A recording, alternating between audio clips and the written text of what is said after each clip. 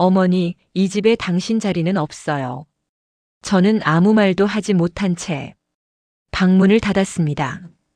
벽에 등을 기댄 채 잠시 서 있다가 다리에 힘이 풀려 천천히 바닥에 주저앉았습니다. 숨을 쉬는 것조차 조심스러웠습니다.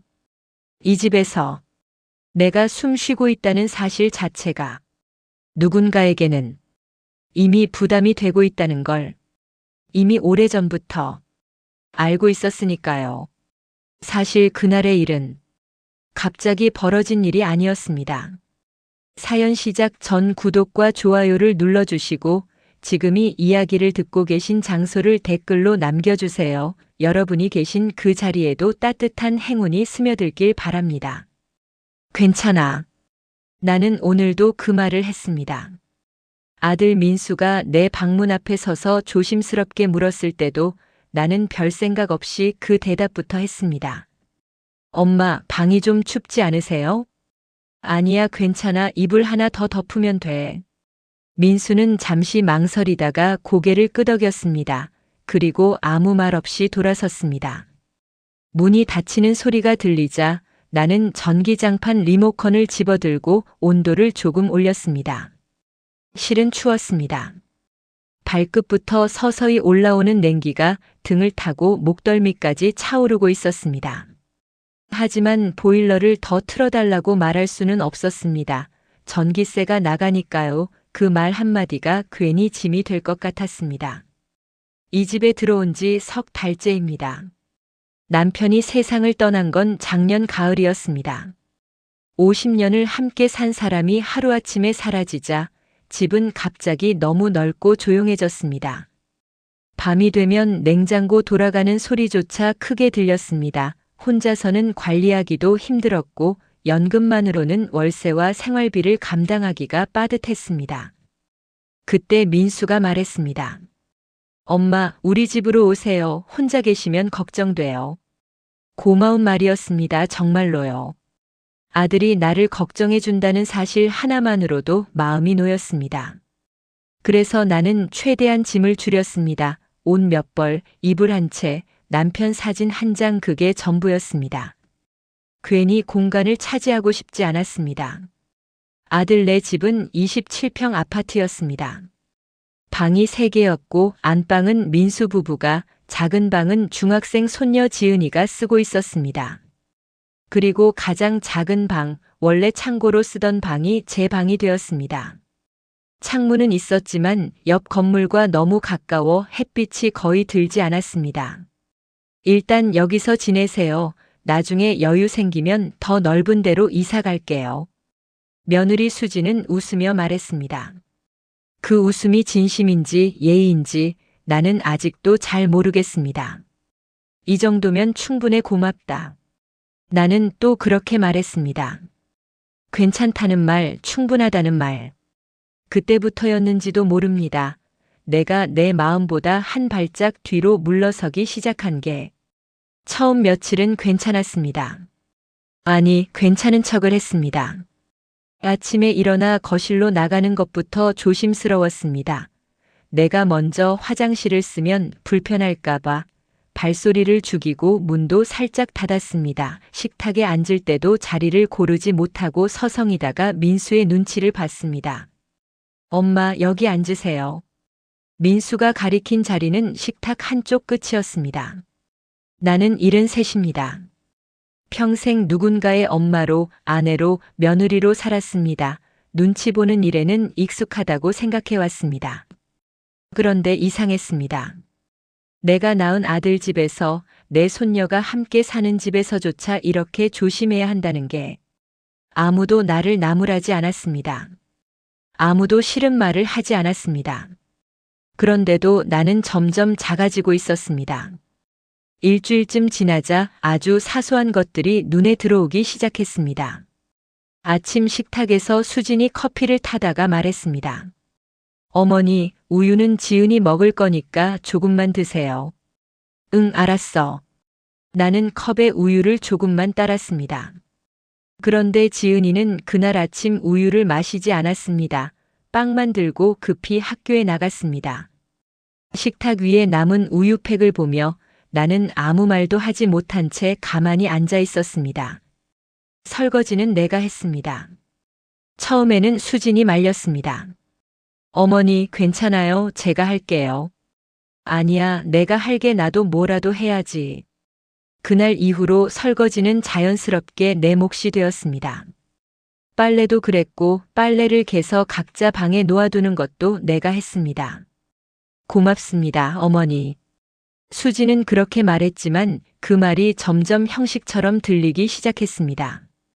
저녁 시간이 가장 어색했습니다. 민수네 가족은 거실에 모여 TV를 봤고 나도 처음에는 함께 앉았습니다. 하지만 며칠 지나지 않아 내가 소파에 앉으면 지은이가 자리가 좁다는 듯 몸을 움츠렸고 수지는 리모컨을 쥔 채 채널을 돌리다 말고 나를 힐끗 보곤 했습니다. 어머니, 이 프로그램 괜찮으세요? 응, 괜찮아. 뭐든 좋아. 하지만 사실은 괜찮지 않았습니다. 내용도 잘 모르겠고 웃어야 할지 말아야 할지도 헷갈렸습니다. 그래서 나는 어느 날부터 저녁이면 조용히 방으로 들어왔습니다. 라디오를 작게 틀어놓고 혼자 시간을 보냈습니다. 한 달쯤 지났을 무렵이었습니다. 어머니, 빨래는 따로 하시면 안 될까요? 같이 하면 세탁기가 너무 꽉 차서요. 아, 그래, 미안해. 아니에요, 미안한 건 아니고요. 그냥 좀 불편해서요. 불편하다는 말. 그 말이 가슴에 오래 남았습니다. 그날 밤 민수가 내 방문을 두드렸습니다. 엄마, 괜찮으세요? 응, 괜찮아. 불편하신 건 없으세요? 나는 잠시 망설였습니다.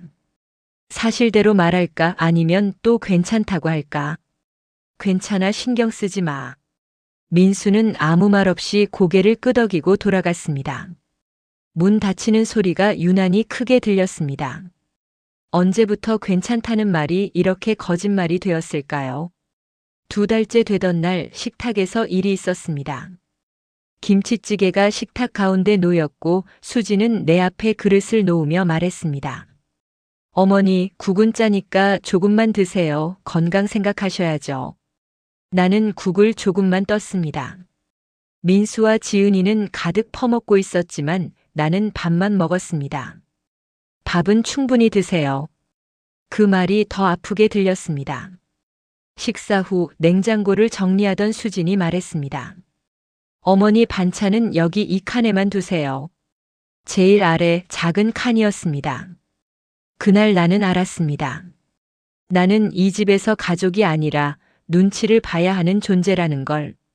3달째 되던 어느 날 밤 안방에서 들려온 대화는 그 사실을 확실하게 만들었습니다. 당신 엄마 언제까지 계실 거야? 요양원이나 복지관 같은데 알아보자는 거지. 벽에 등을 대고 서 있던 나는 손이 떨리는 걸 느꼈습니다. 다음 날 집에 혼자 남았습니다. 텅 빈 거실을 바라보다가 걸레를 들었습니다. 열심히 닦았습니다. 내가 여기 있어도 괜찮은 사람이라는 걸 증명하고 싶었습니다. 하지만 깨달았습니다. 아무리 잘해도 아무리 조심해도 나는 여전히 불편한 사람이라는 걸. 그날 저녁 민수네 가족은 외식을 나갔습니다. 나는 초대받지 않았습니다. 혼자 밥을 먹고 혼자 설거지를 하고 혼자 소파에 앉아 있었습니다. 아무도 나를 때리지 않았습니다. 아무도 소리 지르지 않았습니다. 그런데 나는 매일 조금씩 다치고 있었습니다. 그래서 오늘도 내일도 나는 이렇게 말할 것입니다. 괜찮아. 왜냐하면 다른 선택이 없으니까요. 왜냐하면 나는 73이고 갈 곳이 없으니까요. 나는 눈을 감았습니다. 어둠 속에서 조용히 넉 달째가 되었습니다. 계절이 바뀌고 있었습니다. 창문 밖으로 보이는 옆 건물 벽에도 그림자가 길어지고 있었습니다. 가을이 오고 있었습니다. 해가 지는 시간이 조금씩 빨라졌고 아침 공기에도 서늘한 기운이 섞이기 시작했습니다. 그런데 이상하게도 집안의 공기는 계절과 상관없이 늘 차가웠습니다. 보일러를 틀어도 따뜻한 밥을 먹어도 그 차가움은 사라지지 않았습니다. 아마 공기가 차가운 게 아니라 사람 사이가 차가운 거였겠지요. 요즘 수진의 표정은 더 굳어졌습니다. 아침에 일어나면 피곤한 얼굴로 커피를 마셨고 내가 거실로 나오면 눈을 마주치지 않고 짧게 인사만 하고 돌아섰습니다. 어머니, 안녕히 주무셨어요? 응, 잘 잤어. 그게 전부였습니다. 예전에는 그래도 밥은 드셨어요? 그 같은 말이라도 덧붙이던 사람이었는데 이제는 인사만 겨우 붙잡고 지나가는 느낌이었습니다. 민수는 더 바빠졌습니다. 아침 일찍 나가서 밤늦게 들어왔고 집에 있어도 피곤한 얼굴로 소파에 앉아 휴대폰만 들여다봤습니다. 내가 말을 걸면 대답은 해주지만 그 대답이 오래 이어지지는 않았습니다. 말이 끊기면 그 침묵이 너무 길게 느껴졌습니다. 지은이는 말할 것도 없었습니다. 학원, 친구, 숙제집은 잠깐 들러 옷 갈아입고 나가는 곳이 되어버렸습니다. 주말에도 약속 있어요라는 말만 남기고 나갔습니다. 그렇게 나는 점점 더 혼자 있는 시간이 많아졌습니다. 혼자 있는 시간이 길어질수록 나는 더 열심히 움직이게 되었습니다. 움직이지 않으면 내가 정말로 있어도 되는 사람인지 스스로에게 설명할 방법이 없었으니까요. 아침에 일어나면 제일 먼저 거실을 정리했습니다. 바닥을 쓸고 테이블을 닦고 소파 쿠션을 제자리로 돌려놓고 식탁 위에 흐트러진 것들을 다시 단정히 맞춰 놓았습니다. 그 일들이 대단한 도움이 되는 것도 아니었습니다. 그런데도 나는 매일 그렇게 했습니다. 나는 쓸모 있는 사람이야. 나는 집만 되는 사람은 아니야. 내가 나에게라도 그렇게 말해줘야 버틸 수 있었습니다. 빨래도 마찬가지였습니다. 수진이 따로 해달라고 말한 뒤부터 나는 더 조심해졌습니다. 괜히 세탁기 앞에서 오래 서 있기도 했습니다. 내 옷을 세탁기에 넣는 순간부터 불안해지니 결국에는 조용히 손빨래를 하게 되었습니다. 내 방 한쪽에 조그만 빨래줄을 걸어두고 내 옷은 내 방에서 말렸습니다. 내 옷에서라도 존재감이 나면 안 될 것 같았습니다. 설거지는 여전히 내 일이었습니다. 식사가 끝나고 다들 자리를 뜨면 나는 조용히 부엌으로 가서 그릇을 닦았습니다. 물소리만 흘렀습니다. 그 소리만큼은 내가 마음껏 내도 되는 소리 같아서 어느 순간부터는 그 소리가 위로처럼 느껴지기까지 했습니다. 그날 저녁 민수가 퇴근에 들어왔습니다. 다녀왔습니다. 왔어? 수진이 저녁을 준비했고 나는 도우려고 부엌으로 갔습니다. 내가 도와줄까? 아니요, 괜찮아요. 그 말은 부드러웠지만 벽 같았습니다. 들어오지 말라는 뜻, 내 자리는 따로 있다는 뜻. 나는 식탁 앞에 앉았습니다. 조용히 끝자리에. 지은이도 학원에서 돌아왔습니다. 다녀왔습니다. 왔구나, 씻고 와. 가족들이 모였지만 우리는 모인 게 아니었습니다. 그 같은 식탁을 쓰면서도 나는 늘 한쪽 끝에 따로 놓인 사람 같았습니다. 대화는 거의 없었습니다. 나는 밥을 먹었습니다. 밥맛이 나지 않아 반찬은 거의 손대지 않았습니다. 밥과 김치만 조금. 속이 허전하면 더 먹어야 할 텐데 더 먹으면 미안해질 것 같았습니다. 그래서 그냥 적당히 배를 속이고 말았습니다. 식사가 끝나면 나는 또 설거지를 했습니다. 물소리만 조용히 흘렀습니다. 며칠 후 작은 일이 생겼습니다. 아침에 세탁기를 돌렸습니다. 내 옷만 빨려고 했습니다. 많지 않았습니다. 정말로 몇 벌뿐이었습니다. 그런데 갑자기 세탁기 아래에서 물이 새기 시작했습니다. 바닥에 물이 번지는 걸 보자 심장이 철렁 내려앉았습니다. 어머, 어떡하지? 당황해서 수진을 불렀습니다. 수진아, 세탁기에서 물이 새. 수진이 달려왔습니다. 바닥에 물이 고여 있었습니다. 수진은 황급히 수건을 가져와 닦기 시작했습니다. 나도 같이 닦았습니다. 어머니, 뭘 돌렸어요? 내 옷 몇 개 많지 않았는데. 수진이 세탁기를 열어보더니 한숨을 쉬었습니다. 어머니, 이거 울 소재잖아요. 이건 손빨래 해야 돼요. 세탁기 돌리면 안 되는데. 아, 미안해, 몰랐어. 이거 수리비 나올 텐데 하필 요즘 돈 나갈 일이 많은데. 목소리에 짜증이 섞였습니다. 그 짜증이 세탁기 때문인지 나 때문인지 나는 구분할 수 없었습니다. 아니, 사실은 알았습니다. 미안해, 내가 몰라서. 됐어요. 어쩔 수 없죠. 그 말이 더 무서웠습니다. 괜찮다는 말이 아니라 포기하는 말 같아서요. 그날 저녁 민수가 수리기사를 불렀습니다. 기사가 세탁기를 확인하고 말했습니다. 배수 호스가 막혔네요. 청소하면 되는데 부품 교체해야 할 수도 있어요. 비용이 얼마나 나올까요? 한 15만 원 정도요. 민수 얼굴이 굳었습니다. 알겠습니다. 수리해 주세요. 기사님이 돌아가고 거실에서 민수와 수진의 대화가 이어졌습니다.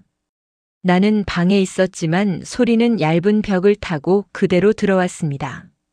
15만 원이나 이번 달 빠듯한데. 어쩔 수 없잖아. 세탁기 없으면 못 살지. 그게 아니라 요즘 지출이 너무 많아. 내 탓하는 거야? 그런 건 아니고. 엄마가 실수한 건데 내가 뭘 어쩌라고. 목소리가 조금씩 높아졌습니다. 나는 이불을 뒤집어 쓰고 귀를 막았습니다. 하지만 소리는 손가락 사이로도 들어왔습니다. 다음 날 아침 식탁 분위기는 무거웠습니다. 아무도 말이 없었습니다. 민수는 신문만 보고 수지는 휴대폰만 봤습니다. 지은이는 밥을 빨리 먹고 일어났습니다. 다녀오겠습니다. 그래, 잘 다녀와. 나만 대답했습니다. 민수와 수지는 아무 말도 하지 않았습니다. 그날 나는 또 혼자가 되었습니다. 부엌에서 그릇을 닦다가 눈물이 났습니다. 세탁기 하나 때문에 우는 게 아니라는 걸 나도 알고 있었습니다. 그동안 쌓인 것들이 터진 것이었습니다. 나는 짐이었습니다. 돈이 드는 짐, 신경 쓰이는 짐, 없으면 더 편한 짐. 그날 오후 나는 동네를 산책했습니다. 아파트 단지를 천천히 걸었습니다. 벤치에 앉아 있는 사람들, 손주와 함께 걷는 노인, 친구와 웃으며 이야기하는 사람들 모두 편안한 표정이었습니다. 나만 혼자였습니다. 벤치에 앉아 하늘을 봤습니다. 구름이 천천히 흘러갔습니다. 내가 여기 있어도 되나? 그 질문이 계속 머릿속을 맴돌았습니다. 저녁에 집에 돌아왔습니다. 수진이 저녁을 준비하고 있었습니다. 나는 조심스럽게 다가갔습니다. 수진아, 미안해. 어제 세탁기 일. 괜찮아요. 수진은 뒤돌아보지도 않았습니다. 내가 조심할게. 앞으로는. 어머니, 됐다니까요. 그 말이 날카롭게 튀어나왔습니다. 나는 더 이상 말을 잇지 못했습니다. 그날 저녁 식사는 더 조용했습니다. 수저 소리만 들렸습니다. 지은이가 먼저 일어났습니다. 잘 먹었습니다. 숙제하러 갈게요. 그래, 가. 민수도 일어났습니다. 나도 서재에서 일 좀 해야 돼. 수진과 나만 식탁에 남았습니다. 나는 설거지를 하려고 일어섰습니다. 수진도 그릇을 들었습니다. 부엌에서 둘이 나란히 설거지를 했습니다. 침묵이 무겁게 흘렀습니다. 그때 수진이 먼저 입을 열었습니다. 어머니, 불편하신 거 없으세요? 그 질문이 친절한 척 들렸지만 나는 이상하게 가슴이 조여왔습니다. 정말 불편한 걸 묻는 게 아니라는 걸 이미 알고 있었으니까요. 아니, 괜찮아. 정말요? 불편한 거 있으면 말씀하세요. 눈빛은 차가웠습니다. 말투는 부드러웠습니다. 그 차이가 더 무서웠습니다. 없어, 다 좋아. 그럼 다행이네요. 수지는 그 말만 남기고 부엌을 나갔습니다. 나는 혼자 남아서 설거지를 마저 했습니다. 물소리만 조용히 흘렀습니다. 그날 밤 나는 잠을 이루지 못했습니다. 천장을 보며 생각했습니다. 언제까지 이렇게 살 수 있을까? 언제까지 눈치를 보며 살아야 할까? 그리고 가장 두려운 질문. 만약 정말로 나가야 한다면 나는 어디로 가야 할까? 답은 없었습니다. 일주일 후 일이 터졌습니다. 그날은 토요일이었습니다. 민수는 거실에서 TV를 보고 있었고 수지는 부엌에서 점심을 준비하고 있었습니다. 지은이는 방에서 공부를 하고 있었습니다. 점심이 차려졌고 우리는 식탁에 앉았습니다. 밥을 먹는데 지은이가 말했습니다. 엄마, 다음 주에 수학여행 가는데 돈 필요해. 얼마? 30만 원이요. 민수가 숟가락을 내려놓았습니다. 30만 원? 많이 드네. 아빠, 다 같이 가는 건데 나만 안 갈 수 없잖아. 알았어. 민수는 한숨을 쉬었습니다. 수진이 작게 말했습니다. 이번 달 진짜 빠듯한데. 어쩔 수 없지, 애 수학여행인데. 그때 수진이 나를 쳐다봤습니다. 갑자기 내 이름이 식탁 위에 놓이는 느낌이었습니다. 어머니, 병원 가셔야 하지 않으세요? 약 떨어졌다고 하셨잖아요. 아, 응, 괜찮아. 조금 있다가 가도 돼. 어머니 병원비도 만만치 않은데. 그 말에 짜증이 묻어났습니다. 민수가 말렸습니다. 수진아, 그게 무슨 소리야? 그런데 수진은 멈추지 않았습니다. 아니, 사실이잖아요. 요즘 돈 나갈 일이 얼마나 많은데 세탁기 수리비에, 어머니 병원비에, 이번에 또 지은이 수학여행비에. 민수 얼굴이 굳었습니다. 그래도 그렇지, 엄마 앞에서. 수진의 목소리가 높아졌습니다. 언제까지 이렇게 살 건데요? 우리도 살아야 할 거 아니에요? 식탁이 얼어붙었습니다. 나는 숟가락을 내려놓았습니다. 손이 떨렸습니다. 밥알이 숟가락 끝에서 바닥으로 떨어지는 게 보였습니다. 지은이는 자리에서 일어났습니다. 나 배 안 고파, 방에 있을게. 지은이는 빠르게 방으로 들어가 버렸습니다. 문이 닫히는 소리가 났습니다. 수지는 계속 말했습니다. 당신은 매번 그래요. 엄마 근데 우리는요? 우리 가족은요? 지은이 교육비, 우리 생활비 다 어떻게 해요? 민수가 낮게 말했습니다. 그래도 내 엄마인데 어쩌라고. 언제까지요? 10년? 20년? 끝이 없잖아요. 그 말이 내 가슴을 확 눌렀습니다. 끝이 없다. 나는 끝이 없는 사람이라는 뜻이었습니다. 나는 자리에서 일어섰습니다. 미안해, 내가 미안해. 목소리가 떨렸습니다. 그 자리에 더 있으면 숨이 막힐 것 같았습니다. 어머니, 그게 아니라. 수진이 뭔가 말하려 했지만 나는 듣지 않았습니다. 내 방으로 들어가 문을 닫았습니다. 침대에 앉자마자 가슴이 답답해졌습니다. 숨이 잘 쉬어지지 않았습니다. 돈 나갈 일. 언제까지? 끝이 없다. 그 말들이 머릿속에서 빙빙 돌았습니다. 밖에서는 민수와 수진이 계속 다투었습니다. 왜 엄마한테 그렇게 말해? 사실이잖아요. 당신은 모를 거예요. 내가 얼마나 힘든지. 나도 힘들어. 그럼 어떻게 할 건데요? 이대로 계속 살 거예요? 나는 귀를 막았습니다. 그러나 소리는 집안의 벽을 타고 내 심장까지 들어왔습니다. 한참 후 조용해졌습니다. 현관문이 열리고 닫히는 소리가 났습니다. 누군가 나간 것 같았습니다. 나는 방문을 조금 열어 밖을 봤습니다. 민수는 없었습니다. 수진만 거실 소파에 앉아 얼굴을 손으로 가리고 있었습니다. 나는 조용히 문을 닫았습니다. 오후 내내 방에 있었습니다. 화장실을 가고 싶었지만 참았습니다. 밖으로 나가는 게 무서웠습니다. 내가 나가면 공기가 더 무거워질 것 같아서요. 저녁이 되었습니다. 배가 고팠지만 나가지 않았습니다. 노크 소리가 났습니다. 어머니, 저녁 드세요. 수진의 목소리였습니다. 괜찮아, 배 안 고파. 그래도 괜찮다니까 너희들 먹어. 발소리가 멀어졌습니다. 나는 침대에 누워 창문 밖을 봤습니다. 해가 지고 있었습니다. 그때 아주 분명하게 알았습니다. 여기가 내 집이 아니구나. 아들 집이지만 내 집이 아니었습니다.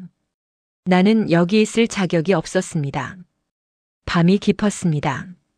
집이 조용했습니다. 모두 잠든 것 같았습니다. 나는 조용히 일어나 작은 가방을 꺼냈습니다. 그리고 천천히 짐을 싸기 시작했습니다. 짐은 많지 않았습니다. 옷 몇 벌, 속옷, 세면도구, 약봉지, 남편 사진. 그게 전부였습니다. 작은 여행 가방 하나에 다 들어갔습니다. 짐을 싸면서 눈물이 났습니다. 소리 내지 않으려고 입을 막았습니다. 73년을 살아온 인생이 가방 하나에 들어간다는 게 슬펐습니다. 이 정도로 가벼운 인생이었나 싶어서요. 가방을 닫고 침대에 앉았습니다. 어디로 가지? 친구도 없었습니다. 예전에는 있었지만 한번 연락이 끊기고 나면 다시 이어지지 않았습니다. 친척도 없었습니다. 남편 쪽 친척들은 남편이 돌아가신 뒤 연락이 뚝 끊겼습니다. 갈 곳이 없었습니다. 하지만 여기 있을 수도 없었습니다. 새벽 2시쯤 나는 방문을 조심스럽게 열었습니다. 집은 고요했습니다. 거실 불도 꺼져 있었고 모두 잠든 것 같았습니다. 나는 가방을 들고 천천히 걸었습니다. 현관 앞에서 신발을 신으려는 순간 갑자기 불이 켜졌습니다. 엄마, 민수였습니다. 나는 멈춰 섰습니다. 민수가 다가오며 내 손에 가방을 받습니다. 표정이 굳었습니다. 뭐 하세요? 어디 가시려고요? 그냥. 가방은 왜 들고 계세요? 민수는 목소리가 떨렸습니다. 엄마 설마. 나는 입술을 깨물었습니다. 숨을 크게 들이마셨습니다. 미안해, 민수야. 나 더 이상 여기 있으면 안 될 것 같아. 무슨 소리예요? 어디 가시려고요? 몰라, 그냥 어딘가로. 민수는 당황한 얼굴이었습니다. 엄마, 새벽에 어디를 가요? 들어가세요. 안 돼, 나는 너희한테 짐이야. 오늘 수진이가 한 말 다 맞아. 나는 돈만 들고 끝도 없고. 엄마, 그건 수진이가 화나서 한 말이에요. 아니야, 진심이었어. 내 목소리가 낮아졌습니다. 나도 알아. 내가 여기 있으면 너희가 힘들다는 거. 민수는 입을 열었다 닫았습니다. 그때 수진이 나왔습니다. 무슨 일이에요? 수진은 내 손에 가방을 보고 멈칫했습니다. 어머니, 어디 가시려고요? 나가려고. 이 새벽에요? 더 이상 여기 있으면 안 될 것 같아서. 수진은 잠시 말이 없었습니다. 어머니, 오늘 제가 말 좀 심하게 했죠? 죄송해요. 아니야, 내 말이 맞아. 나는 짐이야. 그런 뜻으로 한 말은 아니었어요. 맞아, 나도 알아. 그때 민수가 끼어들었습니다. 엄마, 제발 들어가세요. 내일 다시 이야기해요. 아니야, 지금 가야 해. 나는 신발을 신으려 했습니다. 민수가 내 팔을 잡았습니다. 엄마, 안 돼요. 어디 갈 데도 없잖아요. 놔, 민수야. 엄마. 민수의 목소리가 높아졌습니다. 그 소리에 지은이 방에서 불이 켜졌습니다. 아빠, 무슨 일이에요? 지은이가 방문을 열고 나왔습니다. 잠이 덜 깬 얼굴로 우리를 보더니 내 손에 가방을 받습니다. 할머니, 어디 가세요? 그냥. 새벽에요? 왜요? 나는 대답하지 못했습니다. 지은이는 잠시 나를 보더니 아무 말 없이 돌아서 자기 방으로 들어가 문을 닫았습니다. 그 모습이 칼처럼 가슴을 찔렀습니다. 손녀조차. 나는 손녀에게도 설명할 말이 없는 사람이 되어버린 겁니다. 수진이 한숨을 쉬었습니다. 어머니, 일단 들어가세요. 밖은 추워요.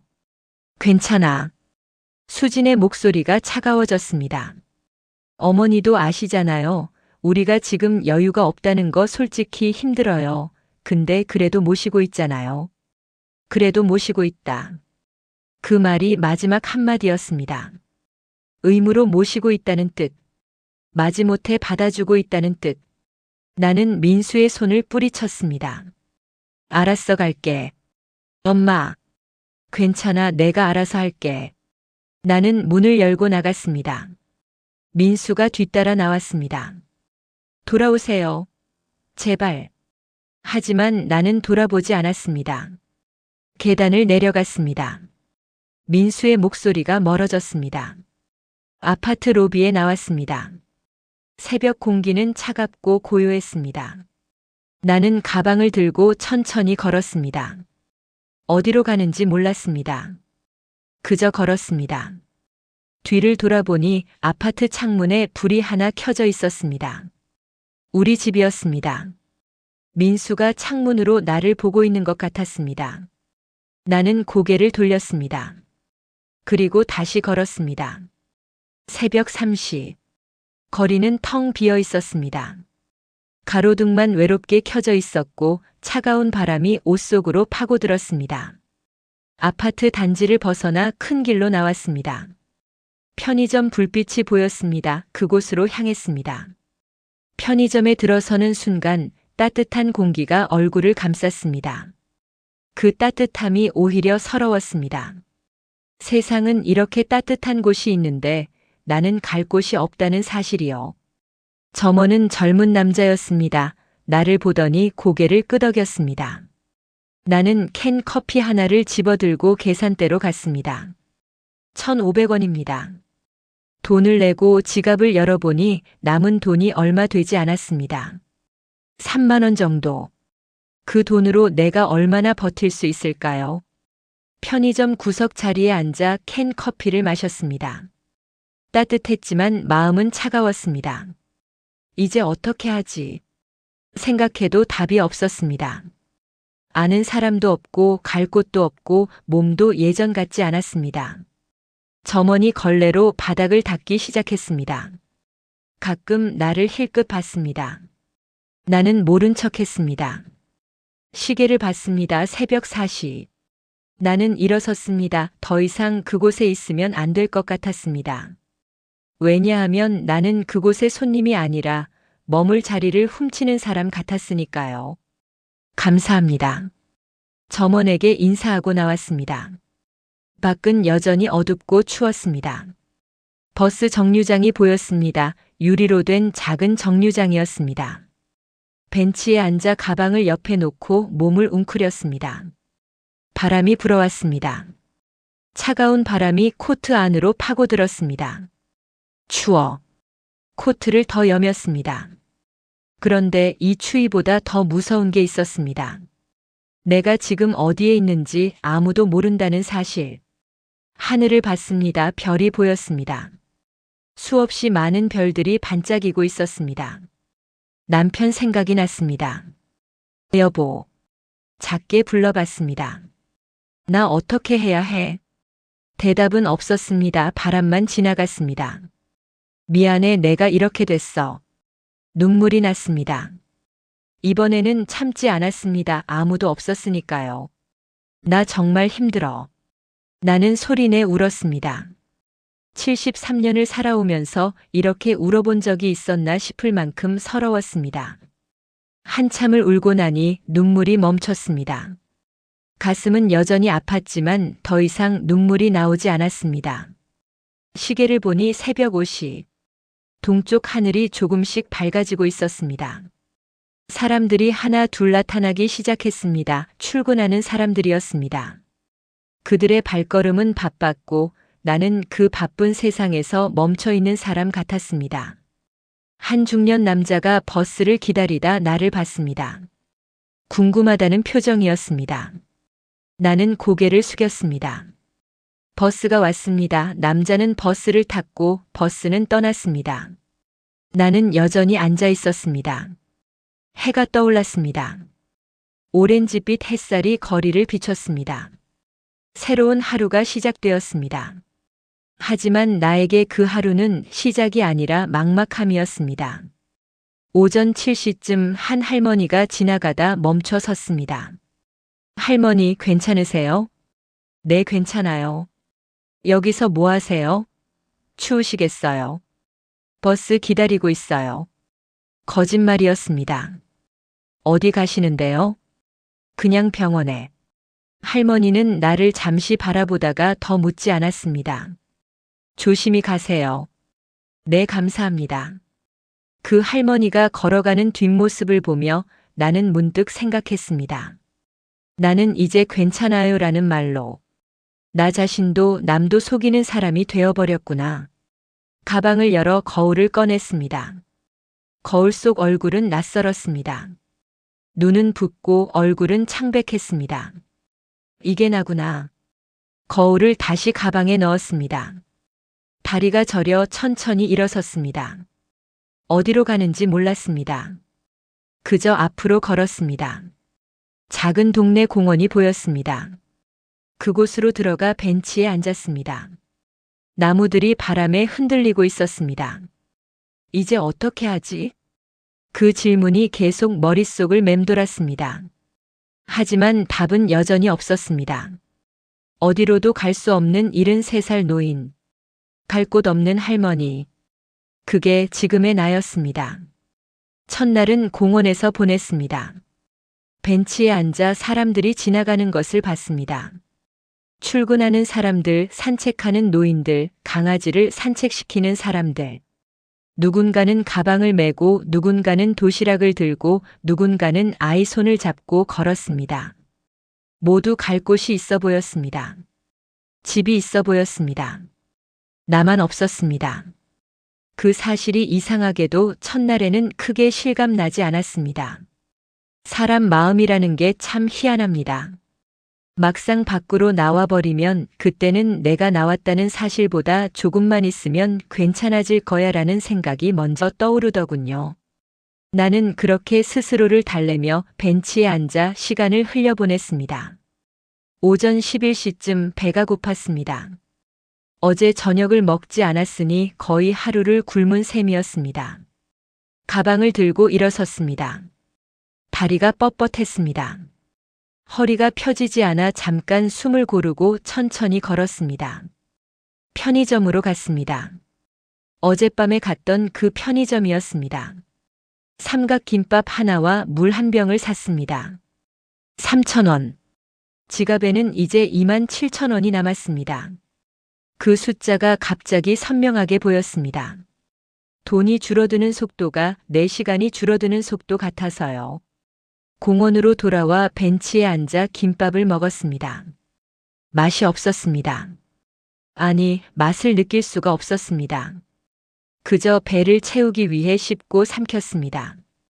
물은 차가웠고 그 차가움이 속까지 내려갔습니다. 김밥을 다 먹고 비닐을 정리했습니다. 쓰레기통에 버리고 다시 벤치에 앉았습니다. 이제 뭘 하지?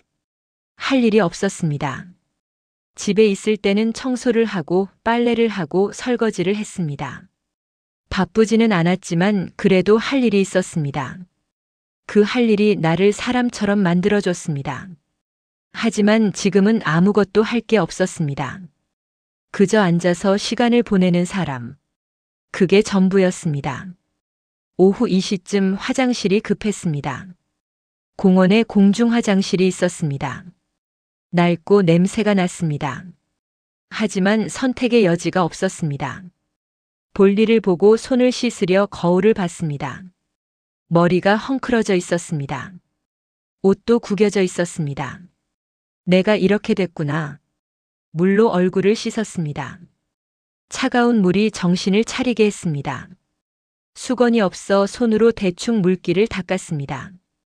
밖으로 나왔습니다. 벤치로 돌아가려는데 한 아주머니가 나를 쳐다봤습니다. 유모차를 밀고 있었습니다.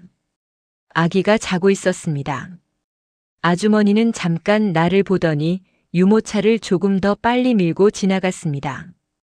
그 한 장면이 내 마음에 돌처럼 떨어졌습니다. 이상한 사람. 저 할머니 왜 저기 앉아 있어? 혹시 위험한 사람 아니야? 그런 말은 들리지 않았지만 눈빛이 먼저 말하고 있었습니다. 나는 고개를 숙이고 벤치로 돌아왔습니다. 오후가 길었습니다. 시간이 너무 천천히 흘렀습니다. 해가 서쪽으로 기울기 시작했습니다. 저녁 때가 되었습니다. 배가 고팠습니다. 하지만 돈을 아껴야 했습니다. 다시 편의점에 가서 삼각김밥 하나를 샀습니다. 1,500원. 지갑에는 25,500원이 남았습니다. 공원으로 돌아와 김밥을 먹었습니다. 이번에는 더 천천히 먹었습니다. 배고픔을 오래 달래야 했으니까요. 해가 졌습니다. 어둠이 내렸습니다.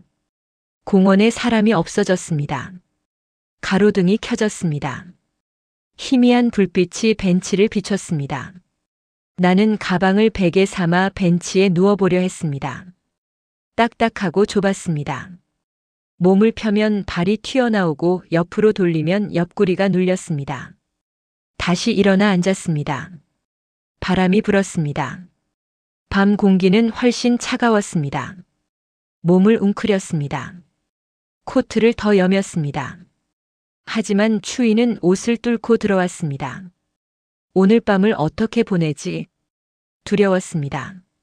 집에 있을 때는 적어도 따뜻한 방이 있었습니다. 이불이 있었습니다. 눈치가 힘들어도 몸은 누일 수 있었습니다. 지금은 벤치 하나뿐이었습니다. 밤 10시, 11시, 12시. 시간이 지나도 추위는 줄지 않았습니다. 손이 시렸습니다. 호주머니에 넣어도 따뜻해지지 않았습니다. 발도 시렸습니다. 발을 동동 굴러도 소용없었습니다. 잠이 오지 않았습니다. 추워서 무서워서 외로워서 어둠 속에서 혼자 앉아 있었습니다. 그때 문득 아들 생각이 났습니다. 민수는 지금 뭘 하고 있을까? 날 찾고 있을까? 나는 조심스럽게 휴대폰을 확인했습니다. 전화도 없었습니다. 문자도 없었습니다. 나는 그 화면을 한참 바라봤습니다. 나를 찾지 않는구나. 가슴이 아팠습니다. 나는 그만큼의 사람이었구나. 쉽게 포기할 수 있는 사람. 없어도 괜찮은 사람. 그게 나였습니다. 둘째 날이 밝았습니다. 벤치에서 꾸벅꾸벅 졸다가 해가 뜨는 것을 봤습니다. 온몸이 뻐근했습니다. 어깨도 아프고 허리도 아팠습니다. 일어나려는데 다리에 힘이 없었습니다. 한참을 앉아 있다가 천천히 일어섰습니다. 화장실에 가서 거울을 봤습니다. 어제보다 더 초라한 얼굴이었습니다. 눈 밑에는 검은 그늘이 내려앉았고 입술은 트고 있었습니다. 물로 얼굴을 씻고 손수건으로 닦았습니다. 입안이 텁텁했습니다. 칫솔이 가방에 있었지만 공중화장실에서 양치하기가 민망했습니다. 그냥 물로 입을 헹구고 나왔습니다. 아침 공기는 상쾌했습니다. 하지만 나는 피곤했습니다. 상쾌함은 살아있는 사람에게나 좋은 거지요. 벤치에 앉아 하늘을 봤습니다. 배가 고팠습니다. 하지만 돈을 아껴야 했습니다. 오전에는 참기로 했습니다. 사람들이 공원을 지나갔습니다. 조깅하는 사람들, 출근하는 사람들, 강아지를 산책시키는 사람들. 모두 바쁘게 움직였습니다. 나만 멈춰 있었습니다. 오전 11시쯤 배고픔을 더 이상 참을 수 없었습니다. 편의점에 갔습니다. 이번에는 컵라면을 샀습니다. 김밥보다 쌌습니다. 1,200원. 뜨거운 물을 부어 공원 벤치에서 먹었습니다. 뜨거운 국물이 몸을 데웠습니다. 그 잠깐의 따뜻함이 오히려 서러웠습니다. 라면을 다 먹고 국물까지 마셨습니다. 지갑을 확인했습니다. 24,300원. 이걸로 며칠을 버틸 수 있을까? 하루에 3,000원씩 쓰면 일주일. 아껴 쓰면 조금 더. 그 다음엔 생각하고 싶지 않았습니다. 오후가 되었습니다. 한 가족이 지나갔습니다. 엄마, 아빠, 어린아이 둘 아이들은 웃으며 뛰어다녔습니다. 그 모습을 보니 가슴이 아팠습니다. 나도 저랬었는데.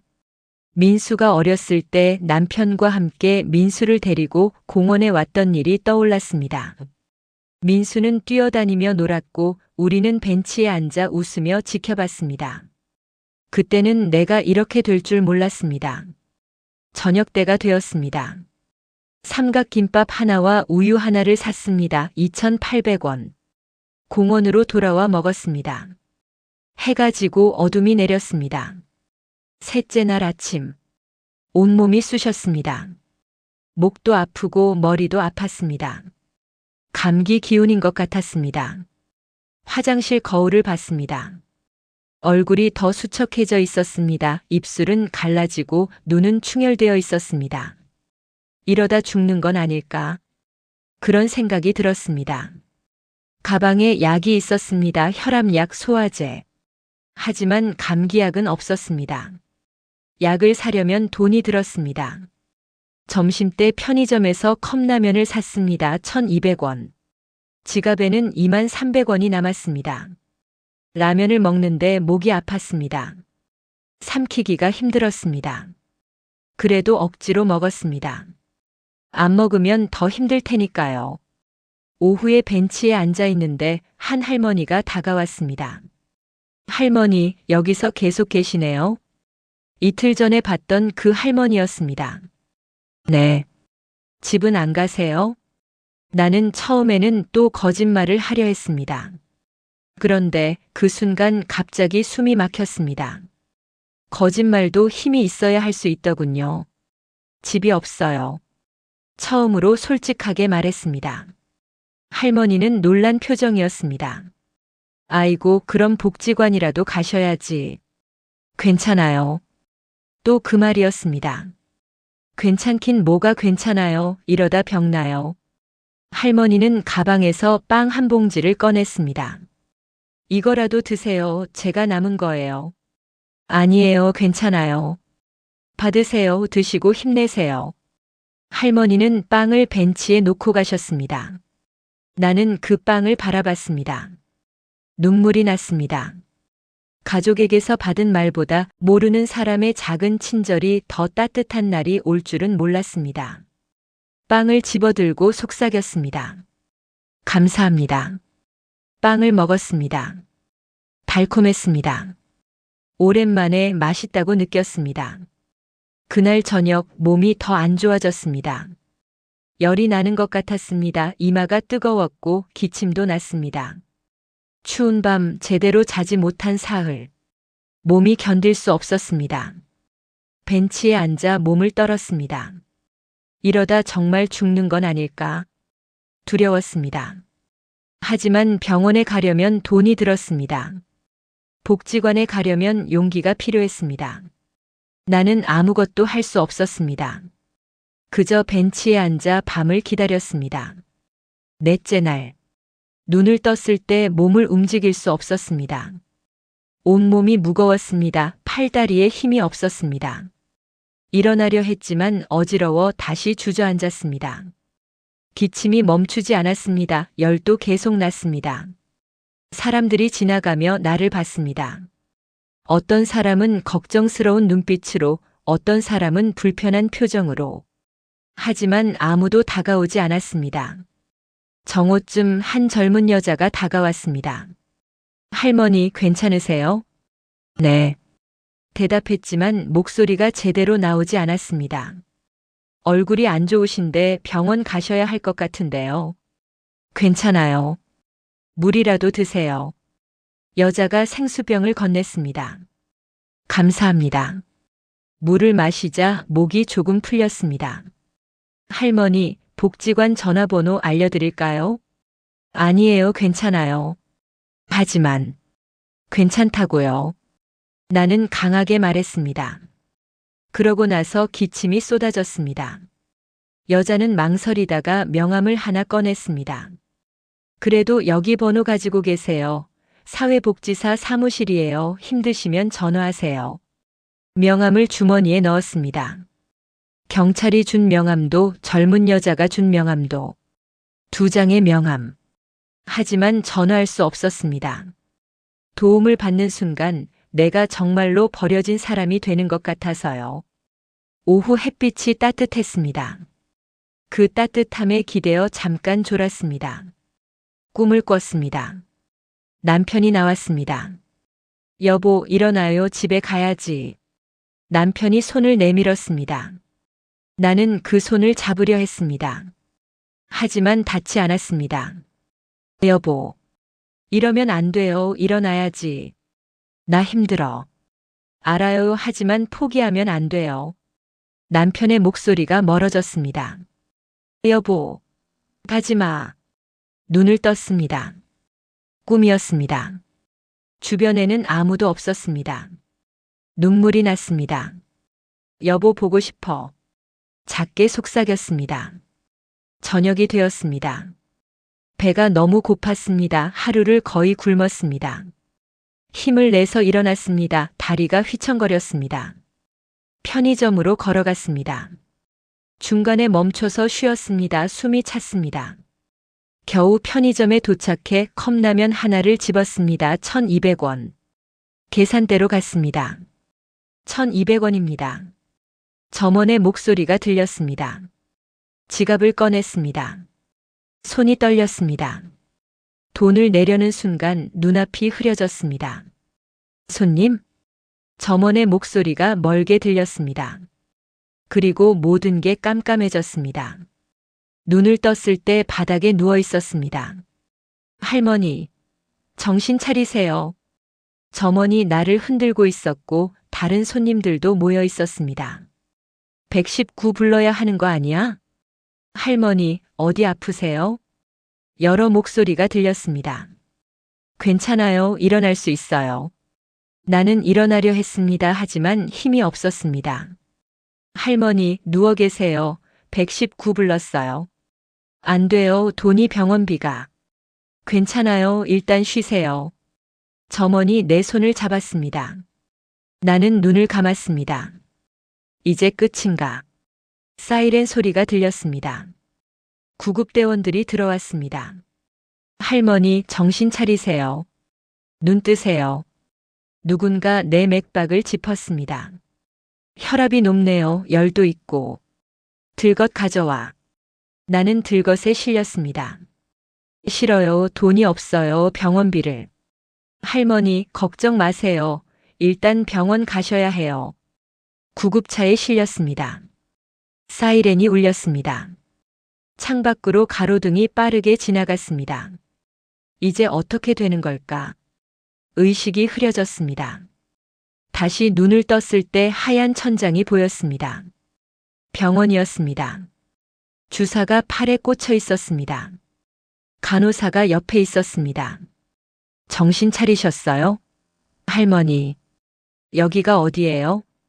병원 응급실이에요. 쓰러지셔서 오셨어요. 돈이 없는데. 일단 치료받으세요. 보호자 연락처 있으세요? 보호자. 민수 생각이 났습니다. 하지만 고개를 저었습니다. 없어요. 가족은요? 나는 잠시 멈췄다가 고개를 또 저었습니다. 없어요. 간호사는 난처한 표정이었습니다. 일단 의사 선생님 진료받으세요. 그 다음에 상담받으시면 돼요. 조금 후 의사가 왔습니다. 할머니, 폐렴 초기 증세예요. 그리고 영양실조 상태고요. 입원 치료가 필요합니다. 최소 일주일은 계셔야 해요. 일주일. 입원비가 얼마나 나올까요? 돈이 없는데요. 의료급여 대상자세요? 아니요. 의사는 한숨을 쉬었습니다.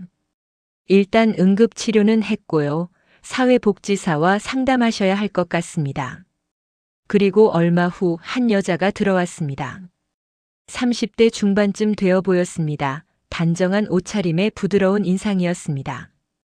안녕하세요. 저는 이 병원 사회복지사 김현주입니다. 그 말이 이상하게 따뜻하게 들렸습니다. 나는 천천히 이야기했습니다. 아들 집에서 나온 것, 나흘간 공원에서 지낸 것, 돈이 없다는 것, 말하면서 눈물이 났습니다. 김현주 씨는 중간에 끊지 않고 끝까지 들어줬습니다. 많이 힘드셨겠어요. 그 말 하나에 눈물이 더 쏟아졌습니다. 할머니, 아드님께 연락해야 하지 않을까요? 아니요. 하지만 가족이잖아요. 안 돼요. 연락하면 안 돼요. 나는 강하게 말했습니다. 김현주 씨는 잠시 생각하더니 고개를 끄덕였습니다. 알겠습니다. 그럼 다른 방법을 찾아볼게요. 그 말이 그날 처음으로 살아도 되겠다는 느낌을 줬습니다. 제가 돈을 어떻게 마련해야 할까요? 일단 긴급 의료비 지원을 신청할 수 있어요. 그리고 기초생활수급자 신청도 가능하고요. 그게 뭔가요?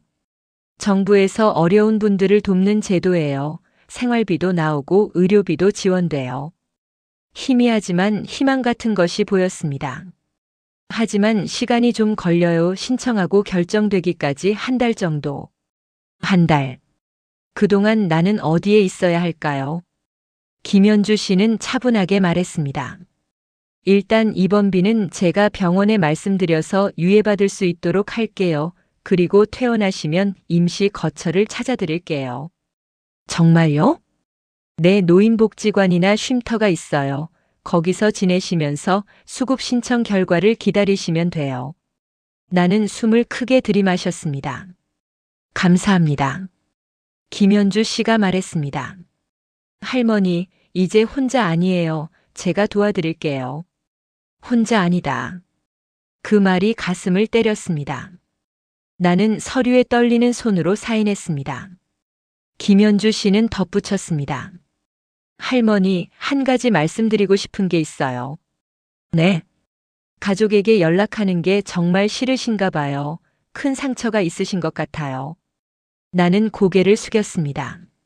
하지만요, 할머니 가족은 완벽하지 않아요. 상처를 주기도 하고 실망시키기도 해요. 그래도 때로는 용서하고 다시 시작할 수 있어요. 물론 지금 당장은 아니어도 돼요. 하지만 언젠가는 생각해 보세요. 그 말은 조심스러웠고 따뜻했습니다. 혼자 짊어지지 마세요. 도움을 받는 것도 용기예요. 나는 김현주 씨를 바라봤습니다. 내 손녀뻘 나이의 여자였는데 그 순간만큼은 내 옆에 있는 사람처럼 느껴졌습니다. 그날 밤 병실에서 휴대폰을 켰습니다. 민수에게서 전화가 와 있었습니다. 5통. 문자도 있었습니다. 엄마 어디 계세요? 연락 주세요. 엄마 걱정돼요. 전화 좀 받아요. 엄마 제발. 민수는 나를 찾고 있었습니다. 손가락이 전화 버튼 위에서 멈췄습니다. 전화를 걸까? 하지만 나는 휴대폰을 내려놓았습니다. 아직은 아니었습니다. 아직은 민수를 볼 용기가 없었습니다. 내가 짐이라는 말을 들은 마음이 아직 그대로였으니까요. 일주일이 지났습니다. 항생제를 맞고 영양제를 맞았습니다. 새끼밥도 나왔습니다. 따뜻한 국과 반찬. 오랜만에 제대로 먹었습니다. 몸이 조금씩 회복되었습니다. 기침도 줄었고 열도 내렸습니다. 김현주 씨는 매일 들렀습니다. 할머니, 오늘은 좀 어때요? 나아졌어요. 고마워요. 다행이에요. 내일 퇴원하실 수 있을 것 같아요. 그리고 다음 날 퇴원했습니다. 병원비는 긴급 의료비 지원으로 해결되었습니다. 김현주 씨가 택시를 불러줬습니다. 쉼터까지 모셔다 드릴게요. 나는 처음으로 그 사람 이름을 불렀습니다. 고마워요, 현주 씨. 택시를 타고 20분쯤 갔습니다. 한적한 주택가의 3층 건물이 보였습니다. 은빛 나눔 노인쉼터. 안으로 들어갔습니다. 깨끗하고 따뜻한 분위기였습니다. 어서 오세요, 할머니. 담당자가 반갑게 맞아줬습니다. 여기가 할머니 방이에요. 작은 방이었습니다. 2인실이었습니다. 침대 2개, 작은 옷장 2개. 룸메이트는 오할머니예요. 지금 식당에서 점심 준비 도우시는데 곧 오실 거예요. 나는 방 안을 둘러봤습니다. 작지만 깨끗했습니다. 창문으로 햇빛이 들어왔습니다. 가방에서 남편 사진을 꺼내 침대 옆 선반에 올려놓았습니다. 여보, 우리 여기서 살게 됐어. 사진 속 남편은 웃고 있었습니다. 문이 열렸습니다. 어머, 새로 오셨네요. 나는 오정희예요. 안녕하세요, 박영숙이에요. 반가워요. 같이 지내게 됐네요. 오 할머니는 환하게 웃었습니다. 걱정 마요. 여기 사람들 다 좋아요. 밥도 맛있고. 그 말에 내 어깨가 아주 조금 내려가는 느낌이 들었습니다. 점심시간이 되어 식당으로 갔습니다. 큰 테이블에 할머니, 할아버지들이 앉아 있었습니다. 모두 나처럼 갈 곳 없는 사람들이었습니다. 그런데도 얼굴은 밝았습니다. 새로 오신 분이네요. 환영해요. 따뜻한 밥과 국 반찬. 나는 밥을 먹었습니다. 맛있었습니다. 그리고 문득 생각했습니다. 아들 집에서는 숨 쉬는 것조차 조심스러웠는데 여기서는 그냥 사람처럼 밥을 먹고 있구나. 식사 후 방으로 돌아와 침대에 누웠습니다. 천장을 봤습니다. 이제 어떻게 되는 걸까? 한 달 뒤 기초생활수급 결과가 나오면 작은 방을 구할 수 있다고 했습니다. 혼자 살 수 있다고 했습니다. 그때 민수에게 연락해야 할까요? 아직 모르겠습니다. 상처는 아물지 않았습니다. 수진의 말이 아직도 귀에 남아 있었습니다. 그래도 모시고 있잖아요. 하지만 그래도 나는 오늘 밤 따뜻한 침대에서 잘 수 있습니다. 그것만으로도 오늘은 버틸 수 있을 것 같았습니다. 휴대폰을 꺼냈습니다. 민수의 문자가 또 와 있었습니다. 엄마 어디 계세요? 제발 연락 주세요. 손가락이 화면 위에서 멈췄습니다. 답장을 보낼까? 나는 휴대폰을 내려놓았습니다. 조금만 더 시간이 필요했습니다. 마음을 정리할 시간이. 눈을 감았습니다. 낯선 침대였지만 따뜻했습니다. 그것으로 충분했습니다. 오늘은 쉼터에서의 첫 주가 지나갔습니다. 매일 아침 7시에 일어났습니다. 식당에서 아침을 먹고 오전에는 쉼터 사람들과 함께 TV를 보거나 이야기를 나눴습니다. 점심을 먹고 오후에는 산책을 하거나 방에서 쉬었습니다. 규칙적인 생활이었습니다. 무엇보다 마음이 편했습니다. 아들 집에서처럼 눈치 볼 일이 없었습니다. 설거지를 하지 않아도 됐고 빨래를 숨어서 하지 않아도 됐습니다. 그냥 있으면 됐습니다. 처음에는 그게 가장 낯설었습니다. 내가 아무것도 안 해도 되나? 아들 집에서는 늘 뭔가를 해야 했습니다. 내가 여기 있어도 된다는 것을 증명해야 했고 방해가 되지 않도록 조용해야 했고 미움받지 않으려면 더 부지런해야 했습니다. 그런데 이곳에서는 누가 나에게 증명을 요구하지 않았습니다. 담당자가 말했습니다. 할머니 편히 쉬세요. 여기는 할머니가 쉬는 곳이에요. 쉬라는 말. 아들 집에서도 들었던 말이었습니다. 하지만 의미가 달랐습니다. 아들 집에서의 쉬라는 방해하지 말라는 뜻이었습니다. 이곳에서의 쉬라는 정말로 쉬라는 뜻이었습니다. 그 차이를 나는 며칠 동안 천천히 알아갔습니다. 저녁 시간 식당에 앉아 있었습니다. 오 할머니가 옆에 앉았습니다. 영숙 씨, 여기 적응은 좀 했어요? 네, 다들 좋으시네요. 그렇죠? 여기 사람들 다 착해요. 나도 처음에는 어색했는데 지금은 가족 같아요. 가족. 그 단어가 목구멍에 걸렸습니다. 오 할머니가 조심스럽게 물었습니다. 영숙 씨는 가족이 없어요? 아들이 있어요. 그럼 왜 여기? 나는 한참을 망설였습니다. 이야기를 꺼내는 순간 다시 그 말이 떠오를 게 뻔했으니까요. 그래도 결국 말했습니다. 자리가 없었어요. 그 집에 내 자리가. 오 할머니는 고개를 끄덕였습니다. 나도 비슷해요. 딸이 있는데 딸네 집에서 1년 살았어요. 근데 사위가 날 싫어했어요. 티 안 내려고 했지만 다 느껴지더라고요. 오 할머니의 목소리가 살짝 떨렸습니다. 어느 날 딸이 말했어요. 엄마 미안한데 요양원 알아볼게 그래서 내가 먼저 나왔어요. 나는 말없이 고개만 끄덕였습니다. 오 할머니가 내 손등을 살짝 두드리며 말했습니다. 영숙 씨, 우리 같은 사람들 많아요. 다들 비슷한 사연 있어요. 나는 오 할머니 손을 잡았습니다. 힘드셨겠어요. 오 할머니는 가늘게 웃었습니다. 처음에는 힘들었죠. 근데 여기 와서 알았어요. 가족이라고 해서 다 따뜻한 건 아니고 남이라고 해서 다 차가운 건 아니라는 거. 그 말이 가슴에 오래 남았습니다. 쉼터에서 2주가 지났습니다. 몸은 많이 회복되었습니다. 기침도 거의 사라졌고 밥맛도 돌아왔습니다. 하지만 마음은 여전히 무거웠습니다. 매일 민수의 전화가 왔습니다. 받지 않았습니다.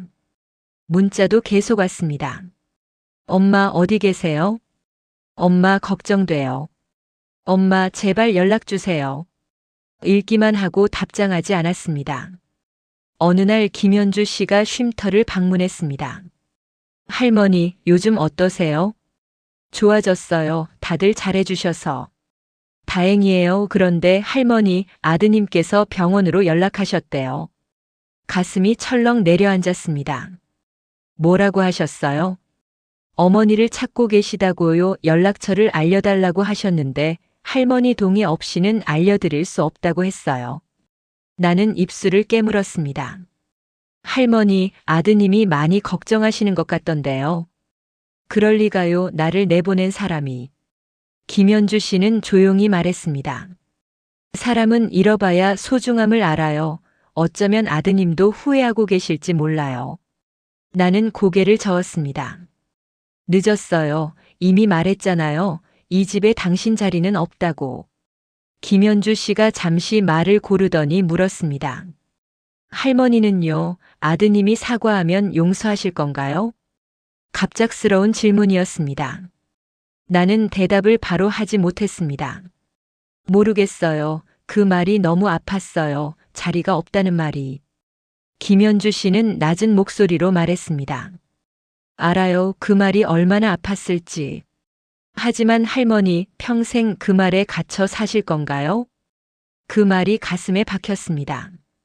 가족은 완벽하지 않아요. 상처를 주기도 하죠. 그런데 용서하지 않으면 할머니만 더 힘들어져요. 김현주 씨는 마지막으로 이렇게 말했습니다. 천천히 생각해 보세요. 저는 할머니 편이에요. 어떤 선택을 하시든요. 그날 밤 나는 남편 사진을 바라봤습니다. 여보, 나 어떻게 해야 해? 대답은 없었습니다. 며칠 후 쉼터에서 가족 상담 프로그램이 있었습니다. 처음에는 참여하고 싶지 않았습니다. 하지만 오할머니가 권했습니다. 영숙 씨, 같이 가요. 도움이 될 거예요. 작은 회의실에 10명 남짓 모였습니다. 상담사는 50대 여자였습니다. 가족에게 받은 상처 중에서 가장 기억에 남는 말이 있으신가요? 침묵이 흘렀습니다. 한 할아버지가 말했습니다. 아들이 그랬어요. 아버지, 요양원 가시는 게 어때요? 그 말이 칼같이 박혔어요. 다른 할머니도 말했습니다. 며느리가 어머니 때문에 우리 가족이 힘들어요라고 했어요. 그 말 듣고 집 나왔어요. 한 사람씩 하나씩 모두 비슷한 말에 찔려 있었습니다. 그리고 내 차례가 왔습니다. 저는 목소리가 떨렸습니다. 며느리가 말했어요. 이 집에 당신 자리는 없어요. 그 말을 듣고 나왔어요. 눈물이 흘렀습니다. 자리가 없다는 게 이렇게 아픈 줄 몰랐어요. 상담사가 내 손을 잡았습니다. 울어도 돼요. 참지 마세요. 나는 그제야 소리내 울었습니다. 내가 공원에서 울던 것과는 다른 울음이었습니다. 그때는 끝이어서 울었고 지금은 살아야 하니까 울었습니다. 상담사는 말했습니다. 가족의 말은 왜 이렇게 아플까요? 한 할머니가 대답했습니다. 기대가 있어서요. 가족이니까 날 사랑해 줄 거라고 생각했는데 그게 아니니까 더 아파요. 상담사가 고개를 끄덕였습니다. 맞아요. 기대가 클수록 상처도 큽니다. 하지만 역설적으로 가족이기 때문에 회복도 가능해요. 그리고 상담사는 조심스럽게 물었습니다. 며느리 입장에서 생각해 본 적 있으세요? 좁은 집에 시어머니까지 모시면서 얼마나 힘들었을까요? 나는 그 질문을 듣고 처음으로 수진의 얼굴을 떠올렸습니다. 피곤한 얼굴로 커피를 마시던 수진. 휴대폰만 보던 수진. 불편한 거 없으세요? 라고 웃지만 눈빛은 차갑던 수진. 힘들었겠지. 처음으로 그런 생각이 들었습니다. 상담사는 덧붙였습니다. 물론 그 말은 잘못됐어요. 하지만 그 말이 그 사람의 전부는 아닐 수 있어요. 순간의 절망이었을 수도 있어요. 그 말이 내 마음을 조금 흔들었습니다. 그날 밤 나는 민수의 문자를 다시 읽었습니다. 엄마 미안해요. 제발 연락 주세요. 엄마 제가 잘못했어요. 돌아오세요. 엄마 보고 싶어요. 보고 싶다. 그 말에 눈물이 났습니다. 나도 민수가 보고 싶었습니다. 아들이었으니까요. 내가 낳은 아들. 그래도 내 아들이었으니까요. 손가락이 전화 버튼 위에 멈췄습니다. 전화할까? 그때 오할머니가 들어왔습니다. 영숙 씨, 저녁 먹으러 가요. 나는 휴대폰을 내려놓았습니다. 네, 가요. 하지만 마음속에서는 결정이 아주 조금씩 굳어지고 있었습니다. 언젠가는 민수를 만나야 한다는 것. 아직은 아니지만 곧. 쉼터에 온 지 3주째 되던 날이었습니다. 오후 2시쯤 쉼터 담당자가 내 방으로 왔습니다. 할머니, 면회 오신 분이 계세요. 면회요? 누가요? 아드님이세요. 심장이 쿵 내려앉았습니다. 민수가 어떻게 여길? 병원에서 알아내신 것 같아요. 만나시겠어요? 나는 망설였습니다. 그동안 마음속에서 수없이 리허설을 했습니다. 만나면 무슨 말을 할지, 무슨 표정을 할지, 울지 않을 수 있을지. 결국 입에서 나온 말은 이것뿐이었습니다. 알겠어요. 만날게요. 손이 떨렸습니다. 거울을 봤습니다. 머리를 빗고 옷을 매만졌습니다. 깊게 숨을 들이마셨습니다. 상담실 문을 열었습니다. 민수가 앉아 있었습니다. 3주 만에 보는 아들. 민수는 많이 야위어 있었습니다.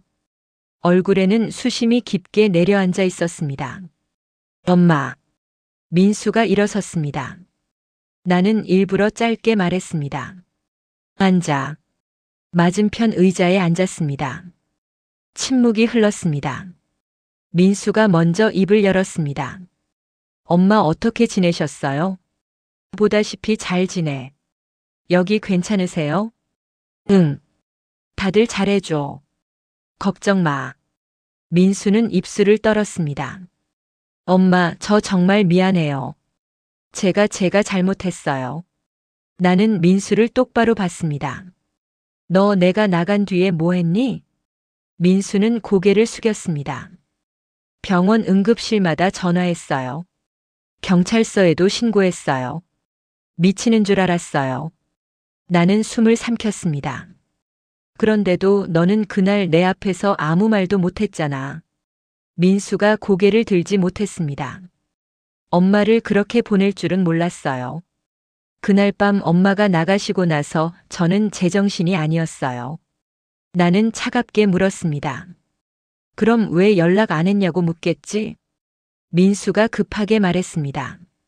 했어요. 엄마 전화했어요. 문자도 했어요. 근데 엄마가 왜긴 뭐가 왜야? 내 목소리가 잠깐 떨렸습니다.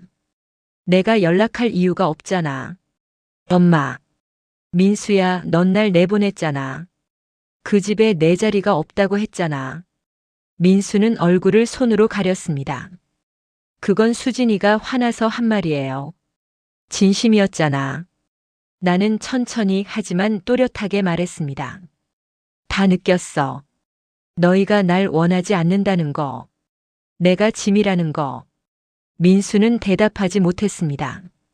내 속에서 공원 벤치가 떠올랐습니다. 새벽 공기, 차가운 바람, 버스 정류장, 편의점 구석, 쓰러지는 순간. 나는 꾹 참던 말을 꺼냈습니다. 그 말 한마디가 나를 집 밖으로 내몰았어. 공원 벤치에서 떨게 만들었어. 쓰러져서 응급실에 실려가게 만들었어. 민수의 얼굴이 하얘졌습니다. 엄마 그걸 어떻게 해? 넌 몰라. 나는 손을 꽉 쥐었습니다. 자리가 없다는 게 얼마나 무서운지. 73살 노인이 갈 곳이 없다는 게 얼마나 두려운지. 민수는 울었습니다. 나도 울었습니다. 한참을 그랬습니다. 민수가 고개를 들었습니다. 엄마, 집으로 돌아오세요. 제가 제대로 모실게요. 나는 숨을 길게 내쉬고 말했습니다. 싫어. 엄마. 난 이제 거기 안 가. 자리 없는 곳에 왜 가? 엄마 자리 만들게요. 제대로 모실게요. 수진이도 반성하고 있어요. 수진이는 같이 오고 싶어 했는데 제가 먼저 오는 게 낫겠다고 했어요. 엄마가 수진이 보면 화나실까봐. 나는 잠시 창밖을 봤습니다. 민수야, 나도 생각했어. 내 목소리가 조금 누그러졌습니다. 수진이도 힘들었겠지. 너도 힘들었겠지. 집이 좁고 돈도 빠듯한데 시어머니까지 모시면 얼마나 힘들었겠어. 민수가 고개를 끄덕였습니다. 근데 그래도 아파. 나는 다시 단단해졌습니다. 그 말이 너무 아파. 자리가 없다는 말이. 민수가 내 손을 잡으려 했습니다. 나는 손을 뺐습니다. 민수야, 나 조금만 더 시간 줘. 엄마, 언제까지요? 모르겠어. 근데 지금은 아니야. 민수는 고개를 끄덕였습니다. 알겠어요. 기다릴게요. 엄마가 준비될 때까지. 고마워. 민수는 조심스럽게 물었습니다. 엄마 돈은 괜찮으세요? 여기서 불편한 거 없으세요?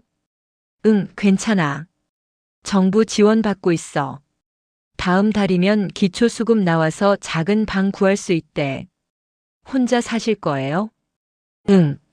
엄마. 그게 나한테는 편해. 눈치 안 봐도 되고 조심하지 않아도 되고. 민수는 아무 말도 못했습니다. 문으로 가던 민수가 돌아서며 말했습니다. 엄마 사랑해요. 나는 바로 대답하지 못했습니다.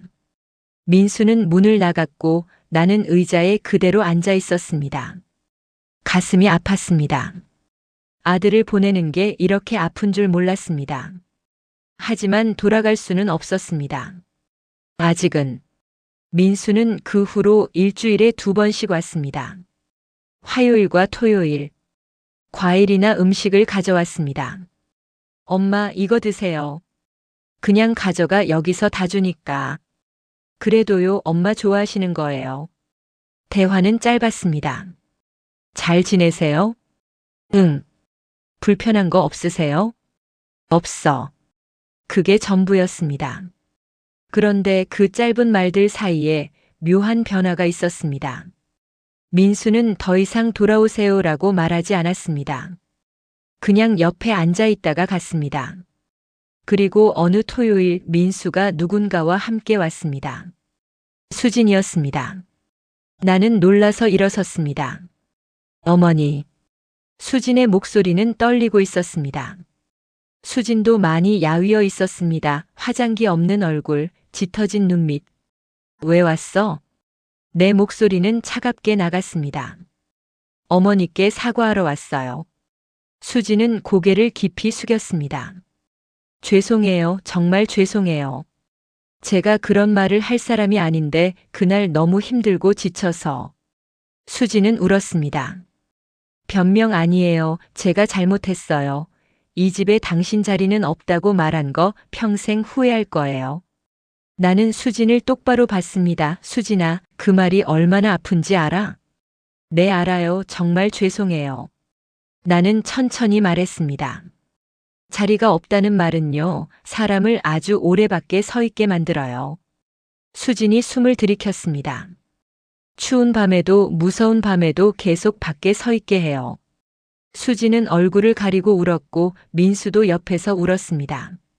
나도 눈물이 났습니다.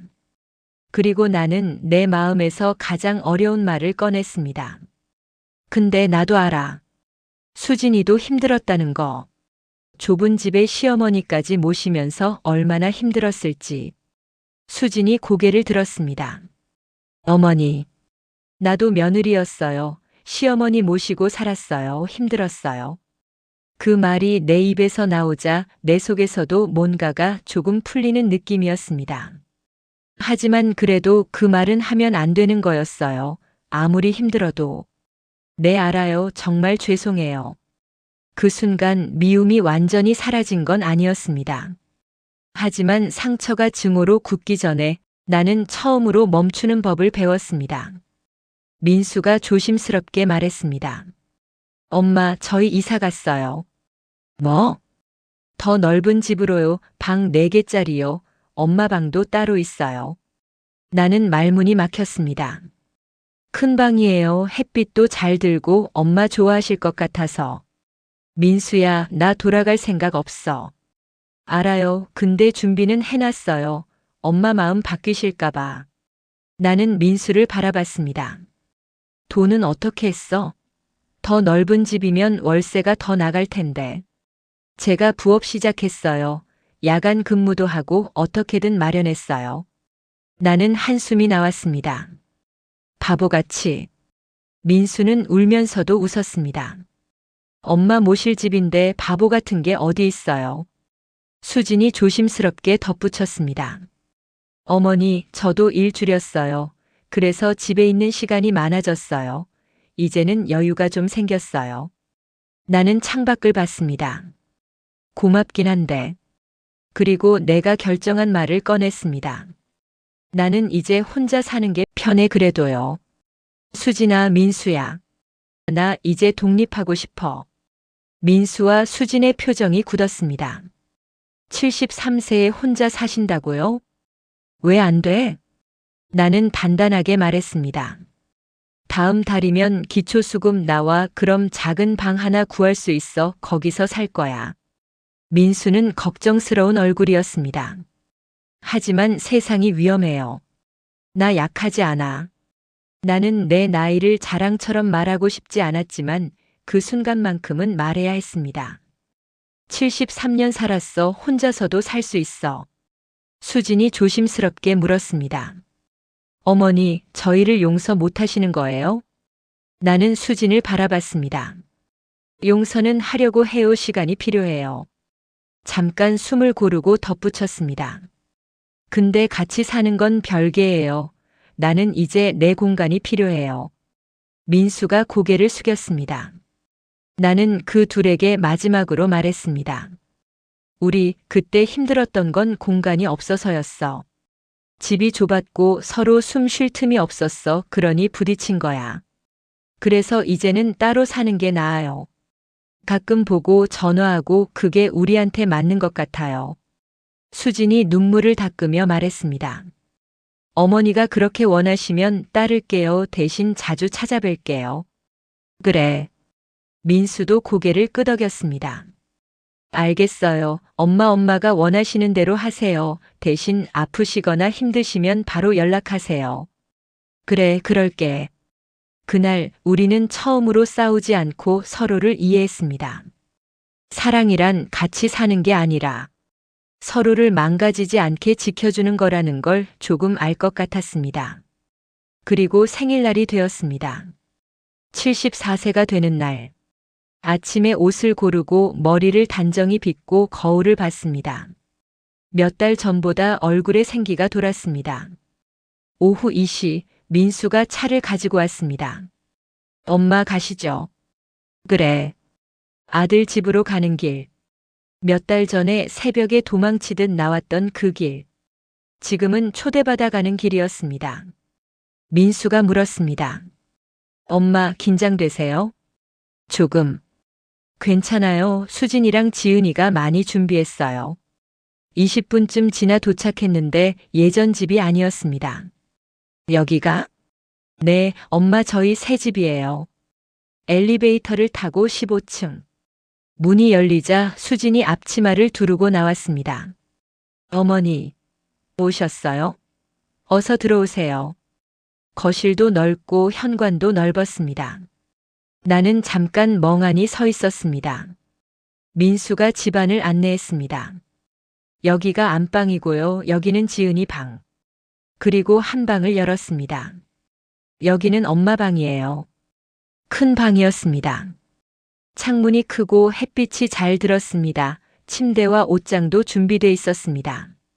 민수야, 이건 엄마가 언젠가 오실까봐 준비해뒀어요. 나는 방을 천천히 둘러봤습니다. 고마워, 민수야. 근데 나는 내 집이 편해. 알아요. 그래도 이 방은 엄마 방이에요. 언제든 오세요. 거실로 돌아오니 식탁에 음식이 가득했습니다. 갈비찜, 잡채, 전, 나물들. 어머니 좋아하시는 거 다 준비했어요. 수진이 말했습니다. 지은이가 달려와 안겼습니다.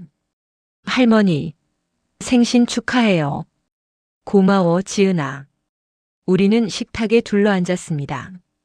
예전처럼 끝자리가 아니었습니다. 가운데 자리였습니다.